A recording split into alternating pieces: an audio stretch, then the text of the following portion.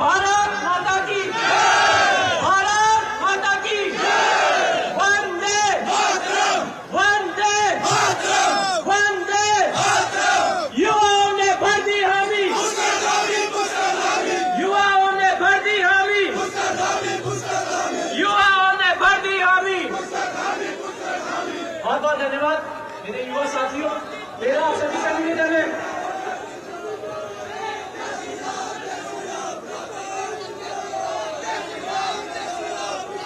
अभी माननीय मुख्यमंत्री जी आपको संबोधन देंगे। मेरा युवा साथियों से निवेदन है, थोड़ा जोश बरकरार रखें, थोड़ा सा जोश। मैं सर्वप्रथम यहाँ पर उपस्थित हर एक युवा साथी जो दूर क्षेत्रों से आए हैं, मैं आप सभी का इस नकल विरोधी कानून में निमित्त जो आभार आयोजित कही गई है, मैं आप सभी का हृदय करके स्वागत और अभिनंदन करता हूँ। 2 मिनट।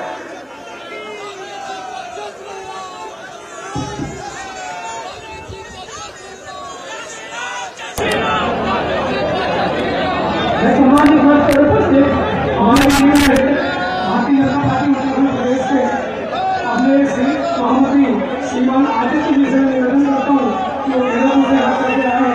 आप पानी अजय बच्ची हमारे केंद्रीय मंत्री जी का हमारे अपने श्रीमान आदित्य जी।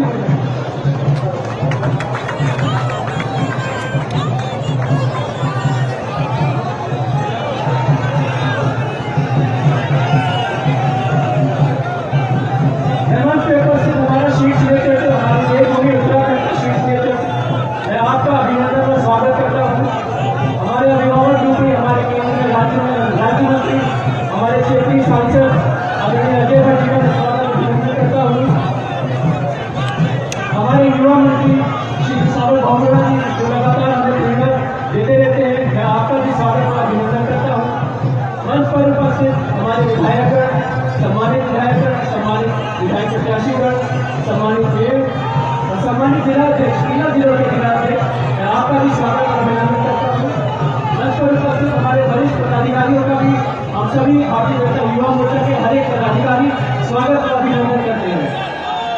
मैं हमारे प्रदेश के महामंत्री जिन्होंने इस रैली के संरक्षक के रूप में कार्य किया, ऐसे हमारे प्रदेश के यशस्वी महामंत्री आदरणीय राजेंद्र जी जो लगातार एक हफ्ते से इसकी मॉनिटरिंग कर रहे थे, हमारे जिला के जिला अध्यक्ष जी, मेरे तीनों जिलाध्यक्ष युवा मोर्चा के काशीपुर के मेरी चौधरी जी, रामसिंह नगर के श्री शशांक बिष्ट जी और नैनीताल जिले के श्री कार्तिक रघोला जी, मैं आपका भी हार्दिक आभारी अभिनंदन करता हूँ कि आपने लगातार मेहनत के लिए इसी के लिए सभा आयोजित करी गई है। साथियों, सबसे पहले जितने भी सम्मानित वक्तागण यहाँ पर उपस्थित हुए, उन्होंने इस नकल विरोधी कानून के बारे में आप सभी के मध्य में रखा। मैं एक विषय माननीय मुख्यमंत्री जी से पहले यहाँ पर रखना चाहूंगा। मेरा आप सभी युवाओं से निवेदन है कि इसको थोड़ी धीर गंभीरता से सुनेंगे। हमारे देश में 2800 से अधिक रजिस्टर्ड पॉलिटिकल पार्टीज हैं, जिसमें 8 नेशनल पार्टीज हैं और 54 स्टेट पार्टीज हैं। ये हर एक चुनाव में भाग करते हैं, सबकी अपने विचार है, सबकी अपनी विचारधारा है और अपने अपने विचारधारा को लेकर वो चुनाव में प्रतिभाग करते हैं। लेकिन हमें सोचना चाहिए कि क्यों लगातार केंद्र में 2 बार और राज्य में, जिसके लिए कहा जाता था कि जब से हमारी देवभूमि बनी है, यहाँ लिखा था कि लगातार 2 बार कोई सरकार नहीं बन पाई है, लेकिन आदरणीय स्वामी जी के नेतृत्व में ये सारे बैठक आप सभी जनता ने तोड़े हैं। आप इसके लिए अभिवादन के हकदार हैं और मैं आप सभी को धन्यवाद करता हूँ।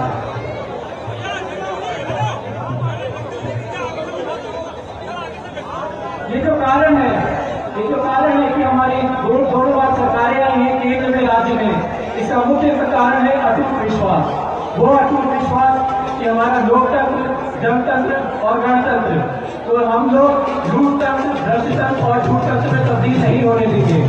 इस प्रकार आदरणीय अजय भट्ट जी ने 10 साल के डिकेड को बोला कि किस प्रकार अंधकार में एक डिकेड रहा 10 साल 2004 से 2014 के बीच में। क्या कारण रहे 2004 से 2014 तक जितने भी विकास कार्य थे सब रुकावट आई और क्यों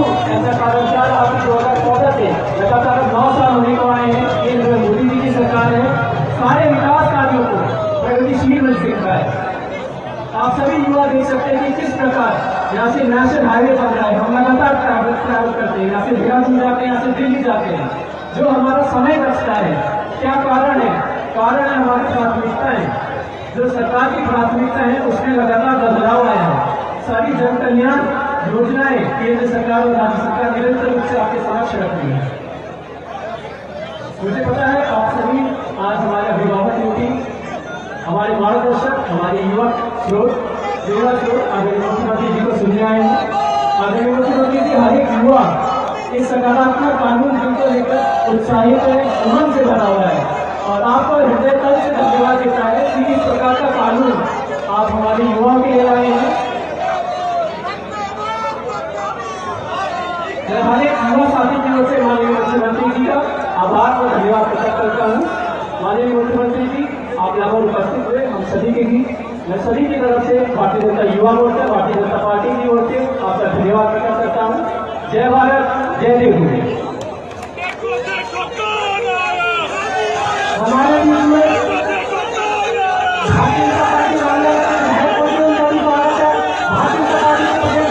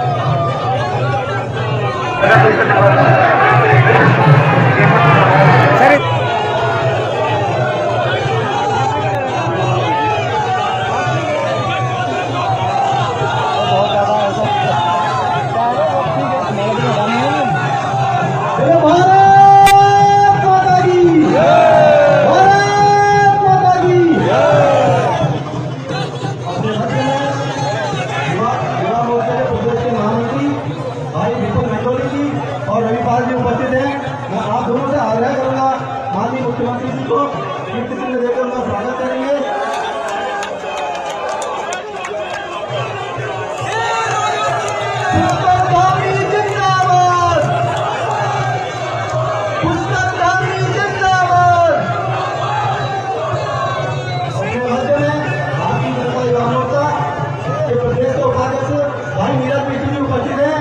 आपसे अनुरोध करूंगा कि अपने केंद्रीय रक्षा राज्य मंत्री आदि अजय भट्ट जी को बदारूपी चिन्ह भेंट करेंगे। माननीय नीरज जी अपने राज्य में प्रदेश के मंत्री भाई विपिन पांडे जी उपस्थित हैं। आपसे निवेदन करूंगा अपने बीच में कैबिनेट मंत्री सौरभ बोगड़ा जी हैं, उनको बदारूपी चिन्ह भेंट करेंगे। भारतीय जनता पार्टी नैनीताल जिले के महामंत्री रंजन भाई जी माननीय मुख्यमंत्री जी को स्मृति चिन्ह भेंट करेंगे।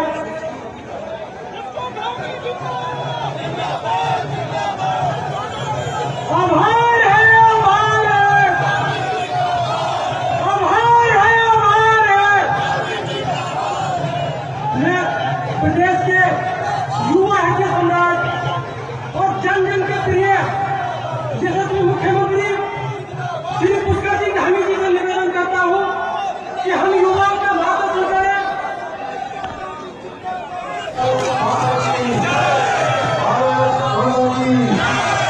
भारत माता की नैना मिलेगी, नीम टोली महाराज की युवागिरी मिलेगी।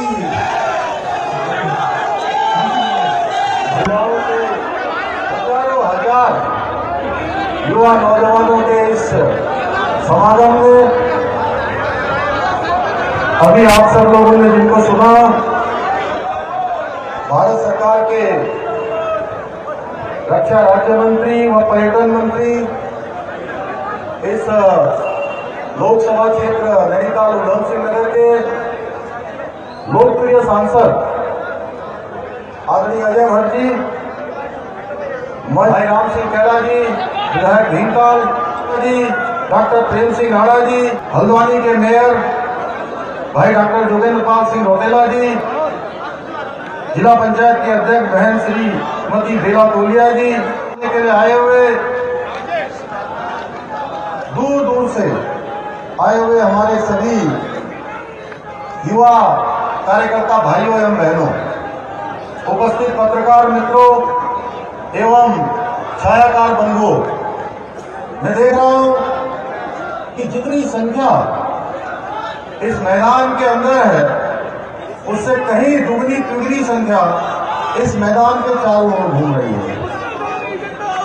इतनी बड़ी संख्या में आप सबके यहां पधारने पर मैं अपनी तरफ से आप सबका स्वागत एवं अभिनंदन करना चाहता हूं। कड़ी मेहनत के दम पर परीक्षा देने वाले नौजवान के हक में कोई डाका डाल दे, कोई परीक्षा का प्रश्न पत्र आउट कर दे, कोई पेन ड्राइव में नकल करवा दे। भाइयों बहनों, पेपर जहां छापा जाता है वो पेपर छापने वाली मशीन का मालिक भी उसमें शामिल हो जाए तो आप समझ सकते हैं जो मेहनत करने वाला बेटा है, बेटी है, उसको और उसके माता पिता को कैसा लगता होगा। भाइयों बहनों, आपके हिस्से की सफलता जिसके लिए आपने दिन रात प्रयास किया है, कोई और लाभ न उठा सके। इसके लिए कड़े से कड़े कानून को बनाने के लिए हमने संकल्प लिया और एक कदम उठाए। इन्हीं कदमों के अंतर्गत प्रतियोगी परीक्षाओं में नकल रोकने के लिए हमने पूरे देश का, पूरे भारत का सबसे कड़ा नकल विरोधी कानून बनाया है। भाइयों बहनों,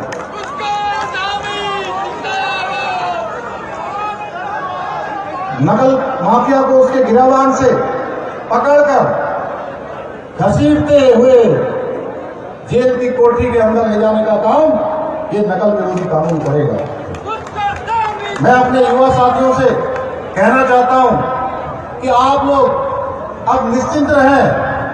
अब मेरे किसी भी युवा साथी के साथ, किसी भी भाई बहन के साथ जो परीक्षाओं की तैयारियां कर रहे हैं,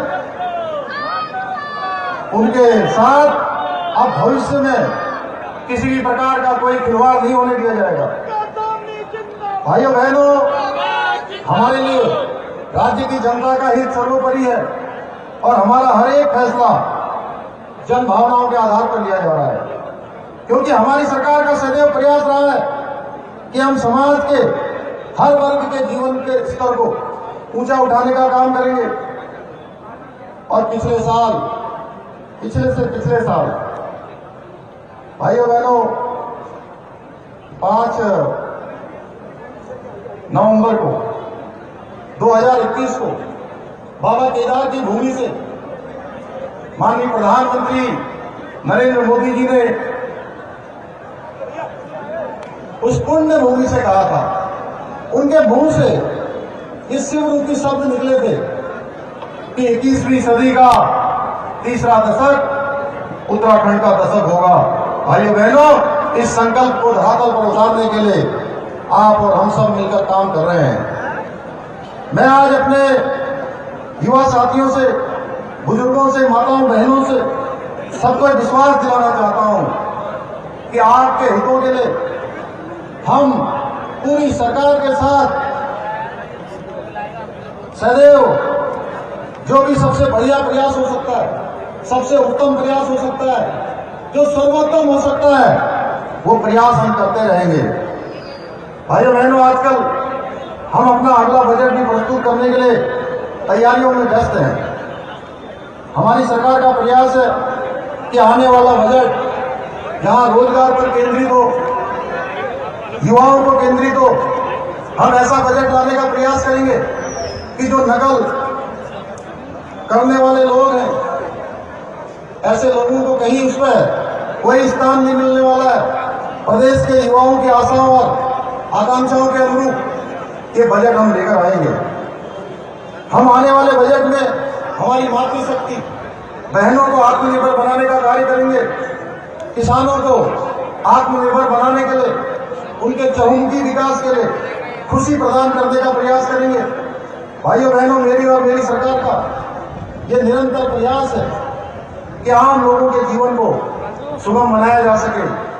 यदि मैं इस कार्य में सफल हो पाया तो मेरे लिए ये किसी महान तपस्या के फल के समान होगा। ये मेरी या भाजपा की सरकार नहीं, बल्कि आपकी अपनी सरकार है, जिसका एकमात्र ध्येय है आपकी प्रगति, आपका विकास और उत्तराखंड को हिंदुस्तान के श्रेष्ठ राज्यों में शामिल करना। भाइयों बहनों, मैं यह भी कहना चाहता हूं, उत्तराखंड की सेवा करने का मुझे जितना भी अवसर मिला है, मैंने उसका एक एक पल और एक एक क्षण अपने राज्य के 1,25,00,000 भाई बहनों को समर्पित किया है। भाइयों बहनों, हमारी सरकार है जिसने जहां एक ओर प्रदेश की मातृशक्ति का ध्यान करते हुए सरकारी नौकरियों में अपनी मातृशक्ति के लिए 30% का आरक्षण देने का फैसला किया और धरातल पर उठाया है, वही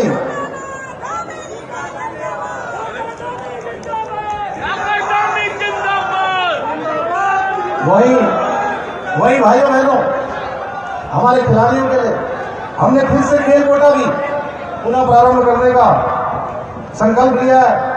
एक और जहां हमारी सरकार उत्तराखंड के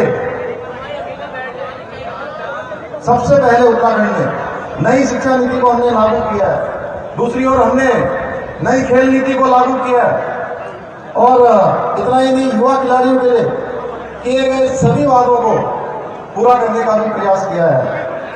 इस प्रकार से हम प्रदेश में पर्यटन नीति, ऊर्जा नीति सहित विभिन्न विभागों में जो संबंधित नीतियां हैं उनको लाने का लगातार प्रयास कर रहे हैं, जो भविष्य में प्रदेश में जहां एक तरफ रोजगार को बढ़ाने में सहायक सिद्ध होगा, वहीं प्रदेश की उन्नति और उन्नयन में भी सहायक होगा। भाइयों बहनों, विपक्ष के लोग लगातार इन सब कामों में रोड़ा अटकाने का काम कर रहे हैं, क्योंकि उनको प्रदेश के विकास से कोई लेना देना नहीं है, उनमें इच्छा शक्ति की कमी है।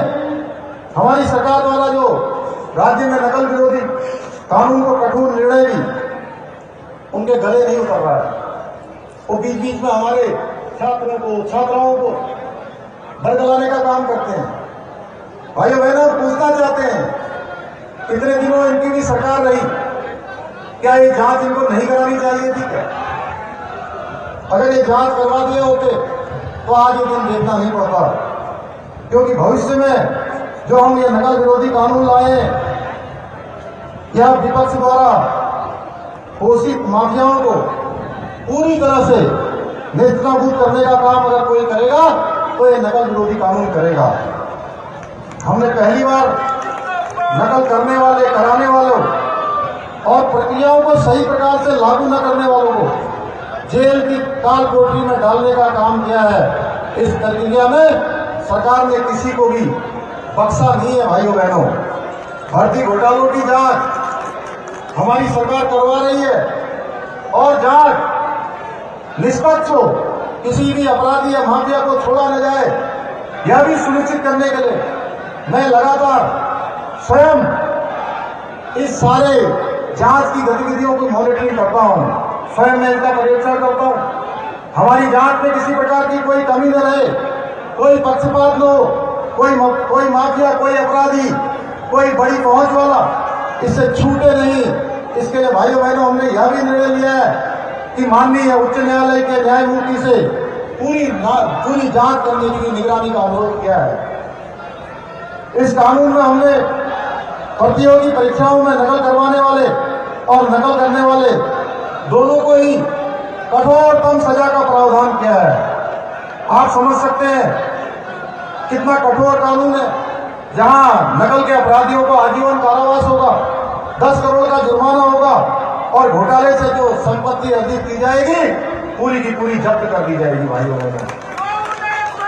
भाइयों बहनों, हमारी सरकार ने हाल ही में पीसीएस परीक्षा को सफलतापूर्वक संपन्न करवाने का कार्य किया है। इससे पहले लेखपाल पटवारी की परीक्षा भी शांतिपूर्ण तरीके से सफलतापूर्वक संपन्न हुई है। मैं बधाई देना चाहता हूं उन सबको कि जिन्होंने किसी बहकावे में न आकर हमारे प्रतियोगी परीक्षाओं में भाग लेने वाले 1,03,000 जो हमारे भाई बहन थे, उन्होंने बढ़ चढ़कर इन परीक्षाओं में भाग लिया है। भाइयों बहनों, इस परीक्षा को नकल प्रूफ बनाने के लिए हमारे प्रयासों की समस्त और लोगों ने सराहना भी की है। इसके बावजूद भी आज विपक्ष के पास कोई मुद्दा नहीं है, मुद्दा विहीन है विपक्ष। उन्होंने प्रदेश के भोले भाले युवाओं के कंधों पर बंदूक रखकर नकल विरोधी कानून पर सवालिया निशान लगाते हुए सरकार की छवि को धूमिल करने का प्रयास किया है। भाइयों बहनों, आज इस अवसर पर मैं यह भी कहना चाहता हूं कि कानून केवल और केवल, कई बार मुझे कुछ ऐसे लोग मिले, अपने सयाने लोग मिले, उन्होंने मुझसे कहा कि अरे भाई, कोई 10वीं में पढ़ने वाला, 8वीं में पढ़ने वाला, 12वीं में पढ़ने वाला अगर कोई बच्चा गलती कर देगा तो क्या उसको भी जेल भेज दोगे? तो मैंने कहा, हमने ये कानून केवल और केवल कॉम्पिटिटिव एग्जाम यानी कि जो प्रतियोगी परीक्षाएं हैं उन परीक्षाओं के लिए बनाया। भाइयों बहनों, ये किसी भी स्कूल और कॉलेज की परीक्षाओं के लिए नहीं है। और कुछ लोग इस प्रकार का दुष्प्रचार भी कर रहे हैं, लोगों को भ्रम फैलाने का काम भी कर रहे हैं। उनके पास कुछ बचा नहीं है। भाइयों बहनों, आप देख रहे होंगे पिछले दिनों जोर शोर से बात उठी थी कि सीबीआई की जांच करवा दीजिए, सीबीआई की जांच करवाइए। और आपने कुछ महीने पहले देखा होगा कि सीबीआई कुछ लोगों के जो काले कारनामे थे, उन काले कारनामों को जब खोलने का काम कर रही थी तो दिल्ली हो, देहरादून हो, देश की कोई राजधानी हो या सीबीआई के दफ्तर हो, उनके दफ्तरों के बाहर खूब प्रदर्शन कर रहे थे और गली गली में जाकर सीबीआई को कोसने का काम कर रहे थे। अरे मैं पूछना चाहता हूं कि अचानक आपको सीबीआई प्रेम कैसे हो गया? सीबीआई का प्रेम कैसे हो गया भाई? जो सीबीआई के खिलाफ आप प्रदर्शन कर रहे थे, सीबीआई के खिलाफ नारेबाजी कर रहे थे, सीबीआई को कोस कर गालियां दे रहे थे, अब सीबीआई आपको अचानक अच्छी लगने लगी। आपके नेता, आपके सर्वोच्च नेता और आपकी एक कंपनी के खिलाफ जब कार्रवाई होने लगी और उत्तराखंड में आप कहने लगे, मैं अपने पत्रकार भाई बहनों से भी कहना चाहता हूं, ये बड़ा प्रश्न है। ये प्रश्न केवल मेरा नहीं है कि मैं यहां से बोल रहा हूं, ये प्रश्न पूरे उत्तराखंड का है, उत्तराखंड के नौजवानों का है, उत्तराखंड के आने वाले भविष्य का है। भाइयों बहनों, ये सीबीआई की जांच इसलिए मांग कर रहे थे क्योंकि इनको पता था अगर सीबीआई की जांच होगी तो अगले 5-7 सालों तक कोई परीक्षा आयोजित नहीं होगी, एक भी परीक्षा नहीं होगी। और जब एक भी परीक्षा नहीं होगी तो आप, हमारी जमीन तो पहले ही पैरों के नीचे से खिसक चुकी है, तो हमारे इन बेटे बेटियों, इन भाई बहनों, इन प्रतियोगी परीक्षाओं में भाग लेने वाले नौजवानों के कंधे पर बंदूक रखकर अपनी राजनीतिक रोटियां सेकना चाहते थे। भाइयों बहनों, हमने कहा हम किसी कीमत पर नहीं होने देंगे। इनका मकसद सीबीआई जांच करवाना नहीं था, इनका मकसद था कि अगले 5-7 सालों तक कोई परीक्षा ही आयोजित न हो। भाइयों बहनों, इसलिए इस प्रकार का हथकंडा अपना रहे थे। मैंने कहा मैं सीबीआई जांच करवाने के लिए तैयार हूं, हम सीबीआई जांच करवा देंगे भाइयों बहनों। लेकिन ये बताइए कि अगर जिसने आज परीक्षा देनी है, 1 साल बाद परीक्षा देनी है, अगर 5 साल तक परीक्षा नहीं होगी तो उसकी तो आयु सीमा निकल जाएगी। पहले हम सारी परीक्षाओं को संपन्न करवाएंगे और उसके बाद हमको जरूरत पड़ेगी तो हम सीबीआई की जांच भी करवा देंगे।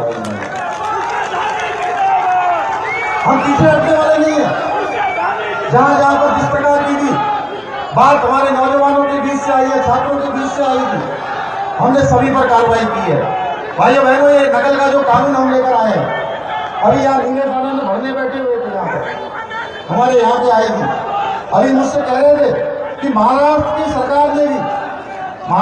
सरकार ने भी इस नकल अध्यादेश की कॉपी मांगी है कि हमने कैसा नकल अध्यादेश बनाया है।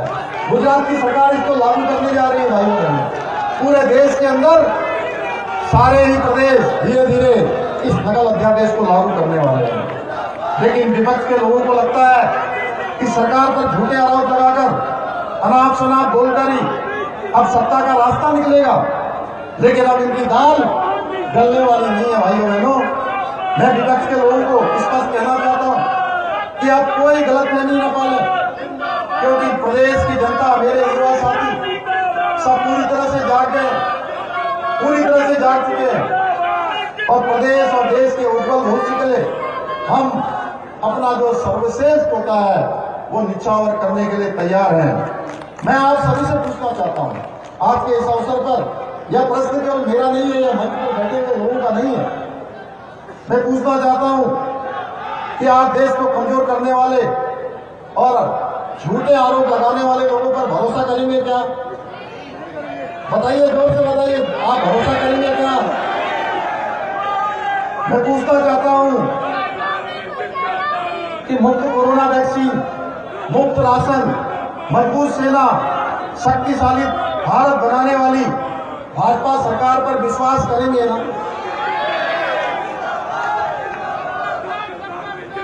अब आप लोग ही बताइए, आज देश में जिस गरीब को मुफ्त में राशन मिल रहा है, वो ऐसे झूठे आरोप जो विपक्ष के द्वारा लगाए जा रहे हैं, उन पर भरोसा करेगा क्या? आज जिस गरीब को पीएम किसान सम्मान निधि के तहत पैसा सीधे उसके खाते में मिल रहा है, वो उनकी गालियां, झूठे आरोपों पर कैसे विश्वास करेगा? भाई कभी विश्वास नहीं कर सकता। जो लोग कांग्रेस सरकार के दौरान फुटपाथ पर जिंदगी जीने के लिए मजबूर थे, झुकी झोपड़ी में जिंदगी जीने के लिए मजबूर थे, ऐसे करोड़ों करोड़ लोगों को आज पक्के मकान मिले हैं। उन्हें विपक्षी लोगों की झूठी बातों पर कैसे भरोसा होगा? भाइयों बहनों, ऐसे ही लोगों के लिए जिनकी जमीन गायब हो गई है, जिनका समर्थन चला गया है, जिन पर किसी का भरोसा नहीं रहा, जिन्होंने अपना विश्वास खत्म कर लिया है, ऐसे लोगों के लिए महान कवि दुष्यंत कुमार ने लिखा है कि तुम्हारे पांव के नीचे कोई जमीन नहीं, तुम्हारे पांव के नीचे कोई जमीन नहीं, कमाल यह है कि फिर भी तुम्हें यकीन नहीं। अब भारत जोड़ो यात्रा के माध्यम से विपक्ष ने अपनी जमीन निकालने का प्रयास तो किया, लेकिन इस कार्य में भी वो पूरी तरह विफल हो गए। इसलिए मैं विपक्ष के लोगों से कहना चाहूंगा कि अब भारत जोड़ो नहीं,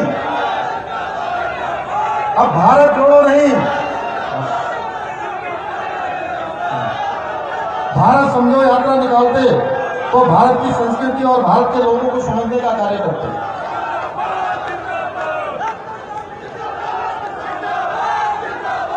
भाइयों बहनों, भाजपा सरकार की नीतियां सबका साथ, सबका विकास, सबका विश्वास और सबका प्रयास इस भावना से प्रेरित है। भाजपा सरकार न तो किसी रीजन से न किसी रिलीजन से कोई भेदभाव करती है, क्योंकि आदरणीय प्रधानमंत्री मोदी जी के मार्गदर्शन में डिवाइड की जगह नहीं,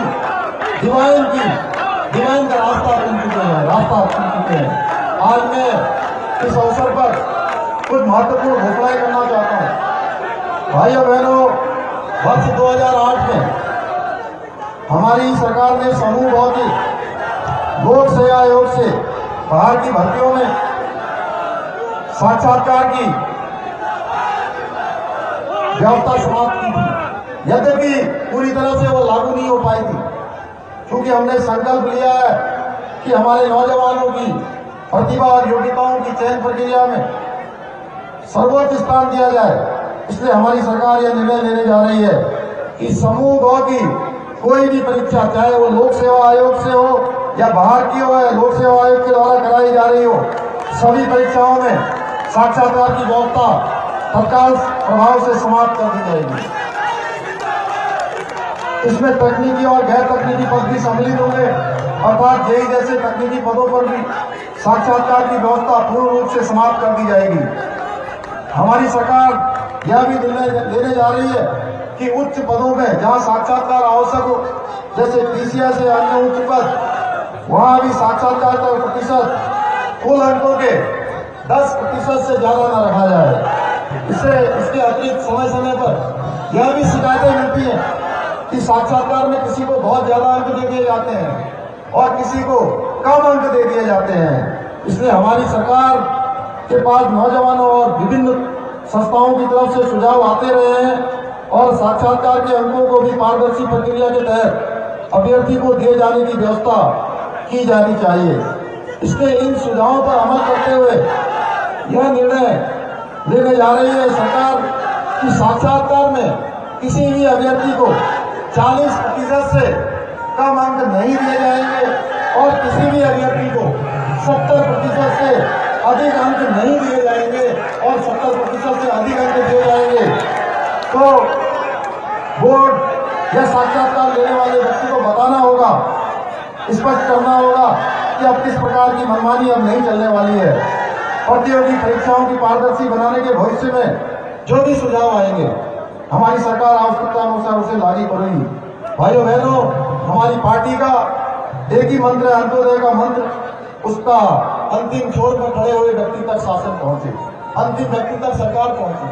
और इसके साथ साथ विकसित उत्तराखंड का जो स्वप्न हमने देखा है उसके लिए हम एक विजन को लेकर आगे बढ़ रहे हैं। राज्य की रजत जयंती वर्ष 2025 राज्य को देश के श्रेष्ठ राज्यों में शामिल करना है और ये हमारा विकल्प नहीं संकल्प है। उसको लेकर हम अनेकों रोड मैप पर काम कर रहे हैं।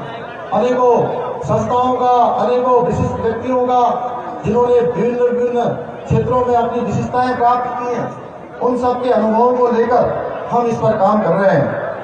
और आज मैं इसी आशा और विश्वास के साथ कि आज सबका इतना बड़ा समर्थन, इतनी चिलचिलाती धूप में भी इतने हजारों हजार भाई बहनों ने भाग लिया है, दूर दूर से आकर आप सब लोगों ने समर्थन दिया है। मैं इसी आशा और विश्वास के साथ अपनी वाणी को विराम देता हूँ कि आपने जो स्नेह और समर्थन मुझे दिया है वो भविष्य में भी कायम रहेगा और सदैव हम जुड़कर देवभूमि सैन्य भूमि उत्तराखंड के उज्जवल भविष्य को और हमारे उत्तराखंड के आंदोलनकारियों के सपनों को साकार करने में अपने शरीर में अंतिम सांस लेने तक हम प्रयास करते रहेंगे।